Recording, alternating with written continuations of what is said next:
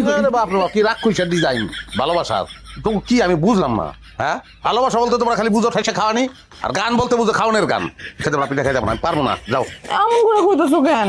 আচ্ছা, বউ শখ করে কোনো কিছু সামনে নিয়ে আসে, সেটা খাইতে হয়, ফিরাই দিতে হয় না। তোমার সব পিঠাতে গিয়া আমি আধা মরা হয়ে গেছি। আর যদি বিধবা না হইতে চাও তাহলে পিঠা লয়ে সরো, আর এক টুকরা পিঠা খেলে মরে যাবো। কি কইতেছো? এক টুকরা পিঠা খাইলে বলে মরে যাবো? এরকম আজগুবি কথা কই পাইছো তুমি? বেশি না, 5টা পিঠা খাও, তাতেই আমি খুশি। না ভাই রে, এত ভালোবাসা যদি প্রকাশ করতে হয় তাহলে আমার ফুলাই না দাও, আমার মানি ব্যাগ দাও, আমার ঘড়ি দাও, অন্য কোনো উপহার দাও। খাওন আল্লাহর হস্তে মাপ চাই, খাওন সামনে দিয়ে নাও, বমি আইতাছে। আচ্ছা ঠিক আছে, তুমি খায়ও না, তাহলে চলো বাইরে চলো। বয়াতি বাইরে বসে গান গাইতেছে, তোমার জন্য গান গাইতেছে বয়াতি। আমার গান দূর থেকে শুনতে খুব ভালো লাগে, কাছ থেকে শুনতে ইচ্ছা করে না। পিঠা লয়ে যাও, পিঠা বয়সে দিয়ে দাও, ওই জায়গায় কইতাছে মনটা আমার পিঠা খাইতেছে, খাওয়াও দাও। তুমি পিঠা খাইবা না?